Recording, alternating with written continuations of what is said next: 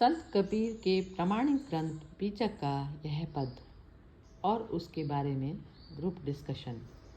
प्रभु का फूले फूले फूले, जब 10 माह उधर मुख होते 100 दिन काहे के भूले। ज्यों माखी सहते नहीं बिरहू, सोची सोची धन किन्हा। मिये पीछे लेहू लेहू करे सब, भूत रहिन कस दिनहा। देहरी लो बार नारी संग है, आगे संग सुहेला। मृतक थान लो संग खटोला, फिर पुनि हंस अकेला। जाहे देह बसम होई जाई, गाड़े माटी खाई।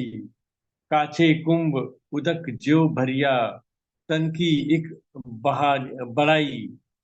राम न रमिही माहे के माते, पेरहु काल वंश कुआ। कहित कबीर नर आप बदायो, जो ललनी भ्रम सुआ। इसका हिंदी में अर्थ है, नाना प्रकार के अहंकार में मदमस्त होकर क्यों फूले फूले फिर रहे हो। जब 10 महीने तक माँ के गर्भ में औंधे मुंह लटके थे। चिकित्सकों के अनुसार गर्भ में बच्चा कुछ महीने इस अवस्था में रहता है कि उसका सिर ऊपर तथा पैर नीचे रहते हैं। बाद में सिर नीचे आ जाता है। आगे, उस दिन को भूल गए जिस प्रकार मधुमक्खियां फूलों से रस लाकर इकट्ठा करती हैं और बाद में मधु मधु निकालने वाले उसके छत्ते को झुलसा कर शहद निकाल कर ले जाते हैं। उसी प्रकार मनुष्य सोच सोच कर जायज नाजायज धन इकट्ठा करता है, परंतु उसे चोर डाकू राज कर्मचारी लूट कर ले जाते हैं। मृत्यु के पश्चात यह धन हमारा है कहकर सब उस पर अधिकार जमाते हैं, उसे सुरक्षित नहीं रहने देते। मृत्यु पश्चात जीवन संगनी द्वार तक आती है, उसके आगे शमशान तक मित्र रिश्तेदार, चिता तक अर्थी जाती है। उसके आगे हंस हंस अकेला ही रह जाता है। जलाने से शरीर राख बन जाता है, गाड़ने से सरकड़ मट्टी बन जाता है। कच्चे कुंभ में यदि पानी कच्चे कुंभ में यदि पानी भर दिया जाए तो वह तुरंत गलकर नष्ट हो जाता है। यह शरीर ही यह शरीर भी ऐसा ही है। यह सब जानते हुए भी मोहवंश तू अपने आत्मा राम में ही रम रहा है, बल्कि मोह के कारण संसार के कुएं में पड़ा है। इन बंधनों में तुम स्वयं बंध गए हो। तुम्हें किसी ने बांधा नहीं है। वैसे ही जैसे तोता सुआ ब्रैकेट में मिर्च खाने के लोभ में नलिका यंत्र में फंस जाता है। नलिका यंत्र विवरण शब्दार्थ से दिए, एक पीछे शब्द पढ़ता हूँ। किनारे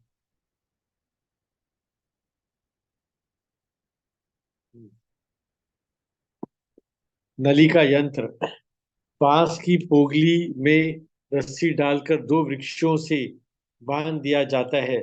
जब पक्षी उस पर बैठता है तो वजन के कारण पोंगली घूम जाती है। भय से पक्षी उसके पैरों से उसे जोर से जकड़ लेता है और उल्टा लटक जाता है। वह ये भूल जाता है कि उसके पास पंख हैं और वह उड़ सकता है। यदि दशा मनुष्य की हो जाती है। ठीक है, थैंक यू। हाँ जी, चलो बोलना शुरू करो। सिंह साहब आप बोलिए। हाँ जी।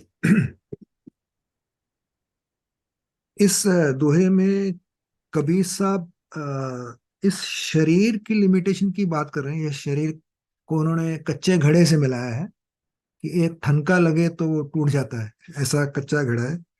और उस शरीर के रहते हम कैसे कामनाओं के वशीभूत होके अपना संचित करते रहते हैं, धन वगैरह जो भी है पीढ़ियों के लिए सब कुछ। और हमको बेहोशी में हम सब करते जाते हैं और फाइनली जब मृत्यु के टाइम पे वी रियलाइज कि हमने जो किया, मतलब किसी के वशीभूत होके फंस के किया हमने। जैसे उन्होंने तोते से भी कंपेयर किया कि तोता कैसे पंख, उसके पास मालूम है कि पंख है, फिर भी वो उड़ता नहीं है, बल्कि वो उसमें लटक जाता है वो पैर से बांस को। तो इसी तरह से वो बता रहे हैं कि हम हमको मतलब कि ये बात समझ आ गई तो हम फिर उस चक्कर से बाहर निकल जाएंगे। एक और है कबीर साहब का दोहा इसी लाइन पे, वो है मत कर माया का अहंकार मत कर, काया का अभिमान, ये काया गार से काची है। तो एक काया जो है गार से भी काची है, तो गार से भी, एक मिट्टी से भी कच्ची है। तो इस तरह से इन्होंने भी यही बोला है कि यहाँ पे तो उसको जब हम होश में आते हैं तो ही हम ये ठीक से जिंदगी जी सकते हैं। नहीं तो हम जिंदगी वही रैट रेस, चूहे की तरह भागना, और फिर एंड अंत में जाके पता चले कि ये जिंदगी तो खत्म हो गई, अभी कुछ किया भी नहीं। तो इसी के बारे में कबीर साहब बोल रहे हैं यहाँ पे।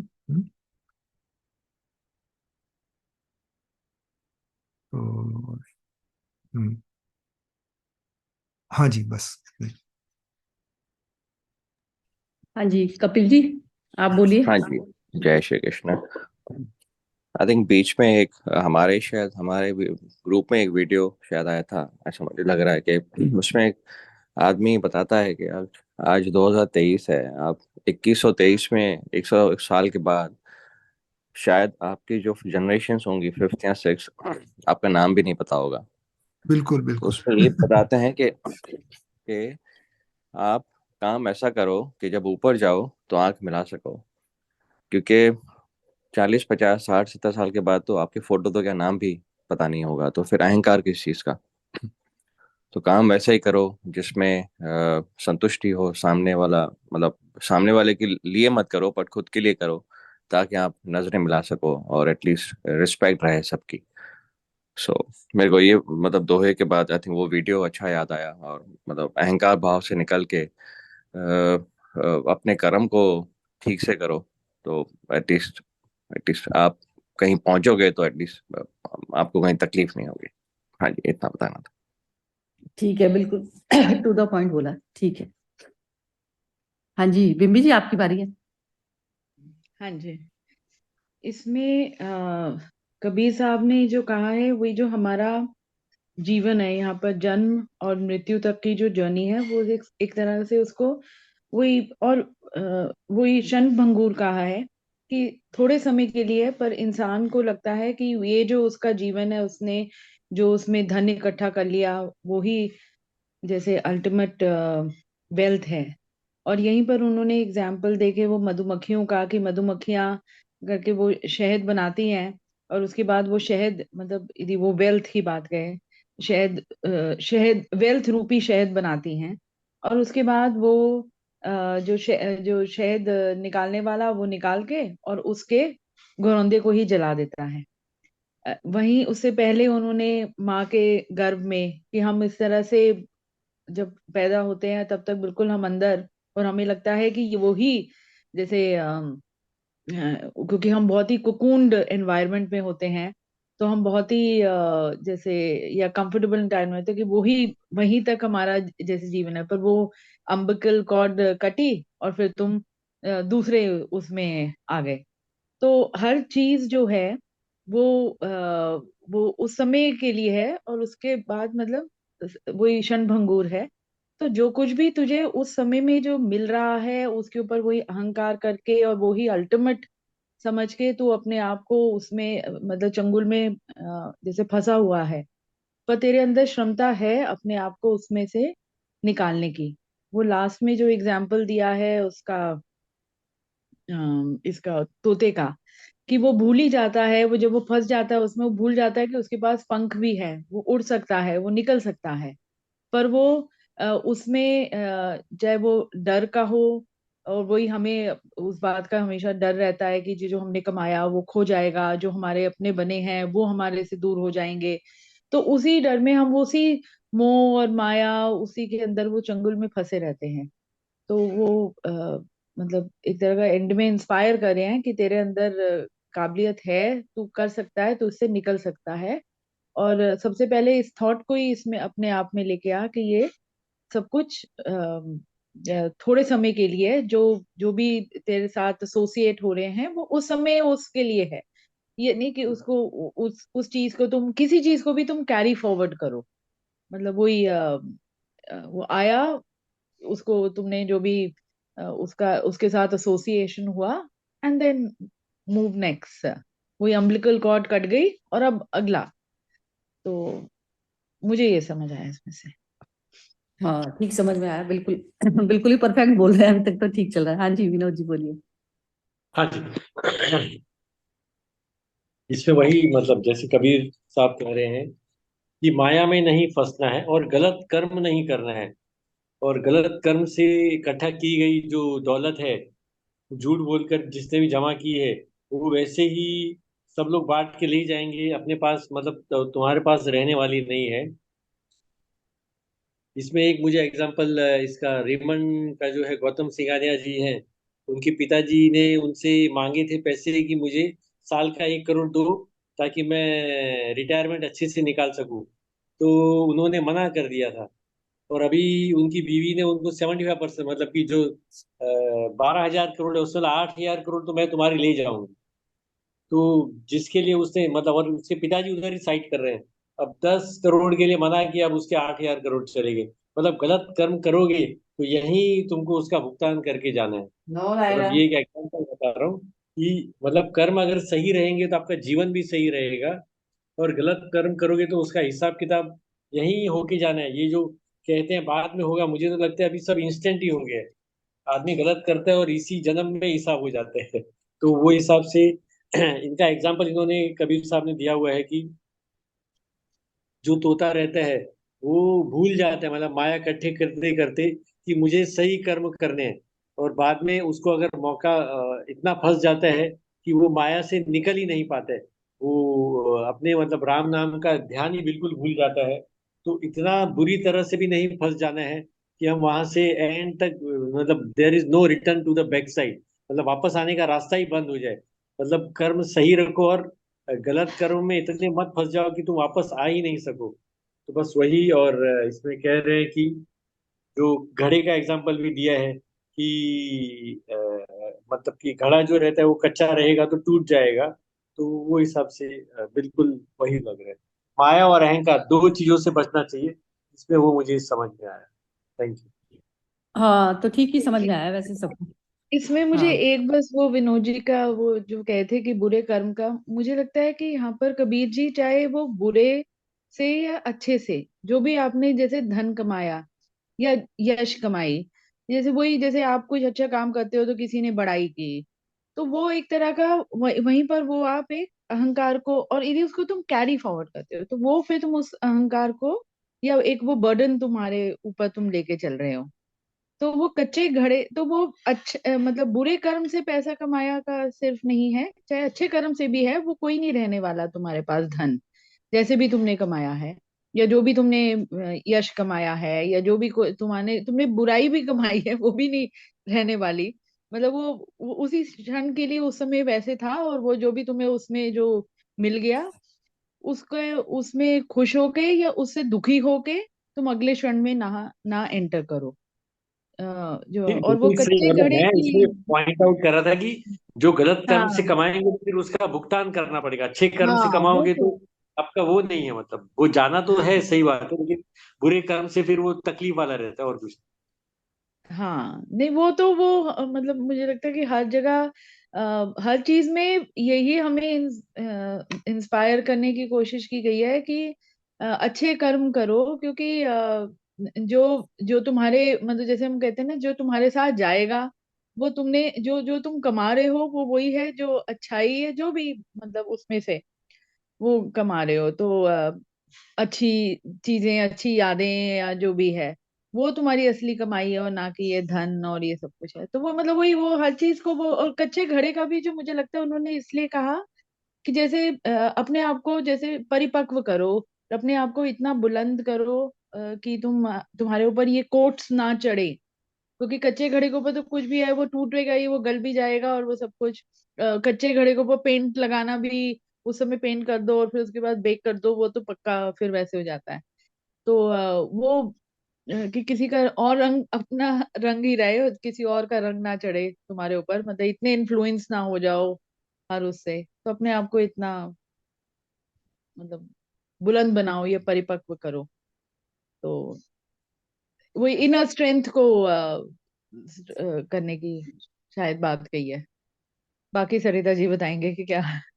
नहीं नहीं, वो इनर स्ट्रेंथ भी ना, वो क्या होता है, इनर स्ट्रेंथ उस चीज को कहा जाता है, जैसे जो माइंड हुआ ना, जैसे माइंड हमारा जो विचलित हो जाता है ना, तो स्ट्रेंथ तो वो करनी है कि जो माइंड में कोई भी चीज आई तो स्ट्रांग और बलशाली मनुष्य है उसको कहा जाता है, चाहे वो फिजिकल पावर उसके पास बिल्कुल जीरो है, लेकिन यदि उसका मन, मन मतलब ये जो फॉर्म होता है ना, जो प्रकृति के दृश्यों से फॉर्म होता है, तो वो चीज में वो सही डिसीजन ले पाए, ना कि उनकी वीकनेसेस में दब जाए। वो वीकनेस चाहे किसी भी चीज की हो गई वो, तो वीकनेस में आकर जो मनुष्य है, वीकनेस पहले, वीकनेस क्या हो गई, जो हमारी वृत्तियां जो हम पहले ही लेकर आए हैं क्योंकि प्रकृति ऑपरेट करती है उसके थ्रू, प्रकृति का ऑपरेट करने का तरीका है। अब ये जो हमारी जो बॉडी है ना, जैसे हम कहते हैं अच्छी यादें बुरी यादें, जब मनुष्य जो याद ही है ना, याद ही शब्द है, वो ही हमारा बोझ है। अच्छी भी यादें बोझ हैं, बुरी भी यादें बोझ हैं, हमें अच्छे बुरे में फंसना ही नहीं है। अच्छा, जो आपने अभी ये पकड़ा था विनोद जी का, तो विनोद जी ने भी अपनी बात बिल्कुल क्लियर कर दी कि उसमें जो मनुष्य छल कपट करके जो करना चाहता है तो वो तो बिल्कुल ही व्यर्थ है। तो उसमें सही कर्म को पहले परफॉर्म करेंगे, पहले तो ये समझें, सबसे पहले ये समझना पड़ेगा, ये जो मिट्टी मेरे ऊपर चढ़ गई है तो इसको मैं कैसे डिजोल्व करूं, इससे कैसे मैं पीछा छुटाऊं। बस हर कर्म उसके प्रति जब चलेगा ना, तो तब वो राइट कर्मा पे जो है वो जाके मनुष्य बैठेगा। और मनुष्य योनि में ही सिर्फ मिट्टी हटाना संभव है, अदरवाइज तो दूसरी योनियों में तो पूरा ही निकल के गुजरना पड़ता है, उसमें नहीं होता। तो अब ये नॉलेज जब तक मनुष्य को नहीं होगी ना, तो ये जो अच्छे बुरे में भी जो हम फंस जाते हैं ना, तो उसमें देखना है बार बार, जब तक मुझे अपनी उस स्टेट से प्यार नहीं है, वो जैसे बार बार कहते हैं ना, वो उसने भी बोला, शंकराचार्य ने भी बोला कि पुनरपि जननम पुनरपि मरणम पुनरपि जननी जठरे शयनम, तो वो कह रहे थे कि बार बार माता के गर्भ में आना, वो सब करना। तो वो जैसे अपने उसमें ना भागवत पुराण में भी बताया हुआ है कि बच्चा उसमें होता है और वो प्रार्थना करता है, तो प्रार्थना किससे करनी है, किससे करनी है, वो खुद ही, मैं खुद ब्रह्म हूँ, और मैंने ये जो है ये शरीर का जो फॉर्म कर लिया, और इस ये चीज मैं भूल गई। तो अहंकार भाव ही सिर्फ एक पाप है। अहंकार भाव मतलब शरीर में आके और शरीर ही अपने आप को मान लेना, और फिर शरीर की चीजें हम इकट्ठी करने लग जाएं, तो बस वो चीज जो है पाप होती है। तो इसमें अच्छा और बुरे की तो स्टेट हमें किसी के लिए तो बनानी नहीं है। यश हुआ वो हुआ, इस चीज में रटक गए तो फिर वो शरीर भाव में आना, मतलब शरीर भाव में आना, तो जैसे हम उस भाव में आए तो अहंकार तो ऑटोमेटिकली फॉर्म हो गया। क्योंकि क्या होता है, जो चीज हमें मिल जाती है, कहते हैं ना प्राप्ति के लिए हमें, प्राप्ति की चीज में हमें हमेशा डर बना रहता है, चाहे वो हमने यश प्राप्त करा हो, चाहे कोई, हर आदमी अपनी इमेज के लिए लड़ता है। अब हम लोग भी जो है फिजिकल चीजों की तो इतनी कोई तकलीफ नहीं है, लेकिन एक इमेज के चक्कर में हम अपने आप की क्लैरिफिकेशन देते हैं, तो वो भी क्लैरिफिकेशन नहीं देता वो मनुष्य, क्योंकि उसको पता होता है कि शरीर भाव में, शरीर भाव के कारण ही तो मैं इतने उसमें आता जा रहा हूँ बार बार बार बार, तो वो अपने आप को डिसॉल्व करने की कोशिश करता है। तो सही कर्मा सिर्फ मनुष्य वो कर पाता है जो मनुष्य किसी भी अच्छे बुरे के कर्म में फंसता है नहीं। बाहर देखने में कर्म को, कर्म के रूप को देखकर मनुष्य ये नहीं जज कर सकता कि इसने कर्म खराब किया या वो किया, उसकी मन स्थिति पर डिपेंड करता है कि उस वो मन से सिर्फ शुद्ध कर्म वही माना जाता है जो इस मिट्टी को हटाने के लिए किया जाता है। तो कोई भी मनुष्य किसी के लिए नहीं कर रहा, सिर्फ अपने लिए, स्वयं के लिए। तो ये पुनर्जन्म हमारे हर क्षण होते हैं। पुनर्जन्म वाली जो कहानी है ना, जैसे हम किसी के साथ में बंध गए, जब तक कोई पेंडिंग वर्क पड़ा हुआ है ना, पेंडिंग है, तो पेंडिंग को भी आप उस समय खत्म कर सकते हैं कि इससे लेन देन यही था। जैसे आपकी आपकी मृत्यु ही हो जाती है, नेक्स्ट क्षण आपको आपके हाथ में नहीं है, तो उस समय मतलब बिल्कुल कहते हैं कि जैसे बिल्कुल वाइंड अप कर लें अपना, जैसा वो करा रहा है वैसा करके करना है, तो जैसे बिल्कुल ही उसकी कठपुतली बन के करेंगे। कठपुतली किसकी बननी है, सुप्रीम, सुप्रीम अवस्था में मेरे को खुद जाना है। सुप्रीम अवस्था में जैसे ये मिट्टी का मैं वो शरीर हटा देती हूँ, तो बस मेरा सुप्रीम अवस्था हर क्षण आएगी। तो हर क्षण में किसी, अब कहते हैं कि जैसे वो कह रहे थे कि तू बार बार युद्ध भी कर और युद्ध भी कर और मेरा स्मरण भी कर। तो जैसे हमने एक पल पहले हमने कोई चीज खराब की है, खराब की कि जो मेरे मन पे बोझ बनी हुई है, तो मैं उसको, माइंड को करता हर मनुष्य वही है कि उसको बोझ को उतारने की, क्योंकि कोई भी मनुष्य सरवाइव नहीं कर सकता जो भी उसके मन पर भारी हुई हुई है चीजें, तो वो उसको हटाने के लिए कर रहा है। लेकिन वो क्या करता है, तरीका गलत ले लेता है। तरीका गलत इस प्रकार से ले लेता है कि जैसे किसी बच्चे के साथ में वो प्यार में फंस गया। अब ये नहीं पता कि वो भी वही है, मिट्टी का स्वरूप है, तो उसको वो भी उतारने के लिए अपना जो आया हुआ है उसको भी सुख कहाँ मिलना है, आत्मा भाव में जाकर सुख मिलना है। आत्मा भाव क्या होता है, मैं शरीर से परे। तो जैसे ही जब उस भाव में जाओगे तो तब आपके उतरेंगे। तो कोई मनुष्य किसी के लिए नहीं करता कार्य, हर मनुष्य अपने लिए ही करता है। वो हम कहते हैं ना हमने बच्चों के लिए किया, वो किया, तो बच्चे भी तो तुम्हारे खुद के ही थ्रू तो आए हुए थे। तो वो आप अवेकनिंग में जो आपने नहीं लिया डिसीजन, बेहोशी में बच्चे हो गए, बच्चों का करने लग गए, फिर बच्चों की चिंता करने लग गए, तो वो सब चीजें इसमें जो है नहीं चलती। आत्मा भाव में जब आप आओगे तो हर मनुष्य अपना बोझ उतारने के लिए आया हुआ है। तो वो मनुष्य जो भी मन मन ने जितने जितने वस्त्र धारण करे हैं, तो उतने उतने जो है उसको रिमूव करने, मतलब सबसे लेन देन के हिसाब से आया हुआ है सारा संसार हमारा। तो वो जो है हमें अकाउंट किसके साथ में करना, सब अकाउंट जब इंसान खत्म करने पे रहता है ना, जो विनोद जी के उसमें कहा जाएगा कि डेबिट क्रेडिट सब बराबर हो गए। जीरो पे जब आ गया ना, जीरो पे आ गया जब लेवल, तो तभी आपकी मुक्ति होगी। ये बात आप समझ के चलिए। तो वो मुक्ति चाहे आप अभी कर लें चाहे वो बाद में, तो जितनी सांसें मिली हैं वो मुक्ति के लिए मिली हैं। अदरवाइज सांसों का कोई मतलब नहीं है। ये शरीर बॉडी जो हम फॉर्म करते हैं, ये है टोटल निचोड़ ही यही है बस, और कुछ भी नहीं है। उसमें अच्छे बुरे की उसमें फंसना, वो सब करना, तो अच्छा बुरा की इमेज में भी वही मनुष्य फंसता है। कि जैसे अब मैं समझ लूं कि मेरा नाम मेरे मरने के बाद में भी चमके, मेरे नाम, तो वो उससे नहीं होगा जब तक मैं वो अपना पूरा डिसोल्यूशन की तरफ पर नहीं जाऊंगी ना। चमकना और नहीं चमकना ये भी सारा ब्रह्म का लेना देना है, इसमें हमारा नहीं है कुछ भी। आप करके कोशिश करके आप ना अपना नाम चमका सकते ना वो कर सकते। आपके सामने ऐसी ऐसी परिस्थितियां आएंगी, क्योंकि प्रकृति जज करती है उसको। जब तक वो मुक्त नहीं होता ना, तो प्रकृति क्या है, वो वस्त्र पहना रही है उसको। किसको पहना रही है? ब्रह्म को। तो ब्रह्म तो जो कृष्ण जैसे जो जन्म है, उन्होंने खुद अपने आप, जैसे कहते ना अवेकनिंग में उनकी बॉडी गई उस समय, लास्ट बर्थ जो था, तो उन्होंने शरीर धारण किया कि अब क्योंकि मन में एक कामना थी कि संसार को जो है उससे मुक्त करना है मेरे को, जो भी प्रकृति के ऊपर जो बोझ बने हुए थे तो उससे मुक्त करना। तो ये कामना लेके गया होगा लास्ट शरीर, इस कारण फिर वो ऐसा था। तो ये भी कामना ही थी, मुक्ति कराने की भी ये कामना ही होती है। हम अच्छे की भी करके करते हैं तो वो भी एक कामना ही है।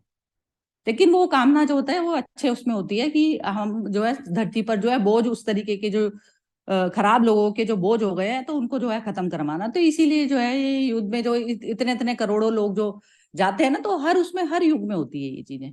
ऐसा कोई युग नहीं होता कि जिसमें कोई खराब नहीं हुई चीजें। हम कहते हैं सतयुग में नहीं हुई, तो सतयुग में कहाँ नहीं हुआ? रावण का जन्म वहां पर भी हुआ, द्वापर युग में भी यही हुआ, और दूसरे जो युग थे, युग जो हम बताते चले जा रहे हैं, तो उनमें सबको सब उसमें देख लीजिए। हिरण्यकश्यप कश्यप जैसे वो हुए, हिरण्याक्ष हुआ, तो जितने भी अवारा अवतार और ये सब जो लिए गए, तो सारे अवतार वगैरह भी जो हम बता रहे हैं ना कि उस टाइम में उसका नरसिंह अवतार ऐसा वाला हुआ, आधा वो था आधा वो था, ऐसा नहीं होता। आधा मतलब वृत्ति से, कि मैंने जो है उस वृत्ति को यूज करके करा, लायन की वृत्ति को यूज करके मैंने उसकी हत्या करी, असुर की। तो ये होता है। तो फिजिकल बॉडी तो सबकी एक जैसी ही होती है। उसमें हम अब अवतार पुरुष बोलते हैं ना कि ऐसा हुआ, ऐसा नहीं होता। वो इमेजिनेशन ना, वो पिक्चर विक्चर जो इस तरीके से दिखाई जाती है ना, इस कारण हो जाती है। इमेज माइंड में जो इमेज बन जाती है ना, तो वो शरीर मतलब बड़ा छोटा हो सकता है, वो बात एक अलग है। लेकिन जो वृत्ति जो यूज में आती है उसको हम बोलते हैं ये चीज। तो ये होता है इसमें क्लैरिटी। हाँ जी। हाँ, ये जो क्या? हाँ हाँ जी, कौन बोल रहे हैं? नहीं नहीं, बोलिए, कोई भी बोलिए। ये जो मैं सब तो ये पुनर्जन्म का जो है ना कॉन्सेप्ट, जो ज्यादातर हम मानते हैं, मुझे थोड़ा सा उसे अलग लगता है। मतलब क्या है, कबीर साहब भी पुनर्जन्म की बात तो नहीं करते हैं। तो पुनर्जन्म से मतलब है जैसे समुद्र की लहरें हैं, वो जो लहरें हैं वो जन्म ले रही हैं, और जब वो समुद्र में मिल जाती हैं तो खत्म हो गई उनका, तो वो एक में जा रही हैं। लेकिन जब दोबारा लहर आएगी तो वो लहर नहीं आ सकती दोबारा वापस। जो लहर वापस आएगी तो वो दूसरी आएगी की और।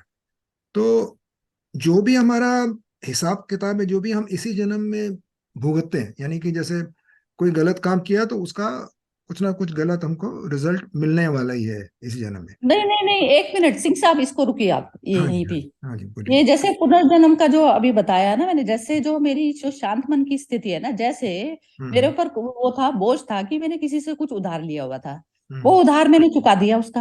मैं हम्म जो शांति में आ गई, तो वो मेरा एक जन्म खत्म हो गया वो वहीं। हाँ, अभी मैं भी लेकिन यही बॉडी बोल है। रहा हूँ। हाँ, करेक्ट करेक्ट, हाँ मैं भी हाँ यही बोल रहा हाँ। हूँ कि इसी तो इसी लाइफ के अंदर अंदर जो है हमको आगे और पीछे का क्या है हम इमेजिन कर सकते हैं, लेकिन हमारे को कोई पता नहीं है कुछ भी, यानी कि नहीं पता है सब कुछ, मैं यही कहना चाह रही हूँ, आपको पता है होता है, पता होता है, जैसे अंदर से जो भी विचार है ना वो लहर है। बिल्कुल बिल्कुल लहर है। अब बिल्कुल। विचारों को हमें मर्ज करना, विचार है, अब उसको कौन से विचार को हमें अटेंड करके उसको खत्म करना है जो हमारे माइंड पे हाँ, कंसिस्टेंटली बने रहते हैं। लेकिन इसी तो इसी जिंदगी को हमको सुधारना है, जो जो हमने जन्म लिया है, इसी को हम शांत में या आत्मिक आत्मा से मिलना, जो भी करना, जो हमको जीरो। जिंदगी पे भी मत जाइए, क्षण को सुधारना है, हाँ क्षण को, हाँ, मतलब हर क्षण मोमेंट के को साथ सुधारना है। जिंदगी जुड़ी हुई है, वट एवर इट इज। पर मैं क्या बोलना चाह रहा हूँ कि हम सोचें कि हम अभी कुछ गलत करेंगे और अगले जन्म में उसका मिलेगा, या कभी वो अच्छा करेंगे तो अगले जन्म मिलेगा, वो सोचना थोड़ा सा मुझे थोड़ा लगता है कि वो इट्स नॉट एक्चुअली वैलिड नहीं नहीं एनीवेयर, मतलब ऐसा कुछ है नहीं नहीं, कि ये ऐसा। तो जो आप कह रहे हैं ना, वो जो आपकी भी जो बात कह रहे हो ना, सिंह साहब, हाँ, तो आप है ना जैसे उसमें जी रहे हो कि अभी मेरे पास नेक्स्ट टर्न है। जब हम्म, तक हम हर मोमेंट में नहीं जीने का वो अभ्यास करेंगे ना, तो यही अभ्यास बार बार गीता में यही चीज बताई हुई है हाँ, बिल्कुल कि ऐसे ही बोला। आप अभ्यास करें। हाँ, सेंटर पे आ गए, जैसे सेंटर पे आ गए तो हाँ, वो जो है, अब इस क्षण भी यदि आप सेंटर पे आ गए, तो आपका यदि इसी समय लास्ट सांस ही हो, वो किसी को पता नहीं है, हम्म। वो पता नहीं किसी को, ये क्योंकि गोल जिसने, हमारा सेंटर में आने को ही है, यही गोल है हाँ, तो वो हमारा, सेंटर में सेंटर में आने को ही। हर क्षण में ये अभ्यास करना पड़ेगा। हम सोचें कि हम कल कर लेंगे, तो यही तो बार वो बार बोला जाता है कि ये हाँ, बुढ़ापे में, जब इंसान कहता है ना कि स्पिरिचुअलिटी में बुढ़ापे में आना है, तो वो वो बुढ़ापे का तो लेना देना ही नहीं है वो जब फिर तक जिया ही आपकी नहीं, वो इंद्रियां, जिया ही नहीं पूरी। हाँ, इंद्रियां जैसे जो, जब तक वो इंद्रियां जब तक उसमें रंगों में रंगना चाहती हैं, तब हम्म, तक आपने इंद्रियों को जो है वश में नहीं किया ना। आपके कंट्रोल्ड में हो हर चीज, हम्म, कंट्रोल में मतलब हर चीज। मैं जब मैंने ये डिसाइड किया कि मेरे को मूवी जाना है, आज तो जाना है, तो उसमें मैं मूवी एज एंजॉय के तौर पे जा रही हूँ। मेरे पीछे कोई बैकलॉग नहीं पड़ा हुआ, कोई काम का पीछे पड़ा है कि आके फिर मैं बोझ में आई हुई हूँ। तो वो बिल्कुल। मूवमेंट मूवी में ही चाहे मैं चली जाऊं ऊपर, हम्म, वो कुछ मैटर नहीं है। तो इस प्रकार क्षण में जीने का अभ्यास ही करना ये बताया जाता है। तो बिल्कुल क्षण में अभ्यास जिसने मनुष्य ने नहीं किया ना, जिसने सोच लिया, तो वो तो बेकार है। जब तुम्हारी इंद्रियां किसी काम की नहीं रह गई है ना, खाने को तुम्हारे को कुछ है, ना पीने को, ना जाने को, ना तुम्हारे पैर काम कर रहे, ना हाथ काम कर रहे, तो उस समय तो वो कहते हैं ना, वो भूखे जैसे, उस समय हम भजन की बात करते हैं, तो वो बिल्कुल मूर्खता है। वो तो उस टाइम तो आपने खो दिया, सारा समय खो दिया, या सब कुछ खत्म कर दिया उस समय, क्योंकि आपने क्या करा ना, वो जो जो पुराने जो प्रीवियस कर्म करे थे, यदि आप शून्य पे नहीं आए, तो आपका तो वो सारी चीजें लग गई ना, नेक्स्ट बर्थ की तैयारी पूरी कर चुके हो आप, इतनी कामनाएं। और हम समझे कि बुढ़ापे में सुधर जाएंगे, बिल्कुल भी नहीं सुधरा होता। क्षण क्षण क्षण क्षण हमें अभ्यास करना पड़ता है इस चीज का। कोई समझ ले कि बाद में कर लेंगे अभ्यास, बिल्कुल मुंह रखता है। सबसे ज्यादा वो वाइज मनुष्य वही है कि जो इस ज्ञान को याद करे रहे और अप्लाई करे रेगुलर लाइफ में। कुछ छोड़ना नहीं है, कुछ पकड़ना नहीं है। छोड़ना पकड़ना भी बिल्कुल। वाइजली जो डिसीजन होता है ना, यही तो होता है। जैसे जिंदगी में हर मोमेंट में मैं हर क्षण 100% जीती हूँ। हम्म, 100% जीने का अभ्यास ही बस यही चीज है कि जिस समय जो भी कोई नाजायज मेरे सामने घट रही है चीज, तो उस समय मेरी जो अपनी हाथ में जो मेरी पावर्स हैं, तो मैं उसका सही इस्तेमाल करते हुए, मैं अपने आप का अहंकार बढ़ाते हुए नहीं, अहंकार को डिसॉल्व करते हुए।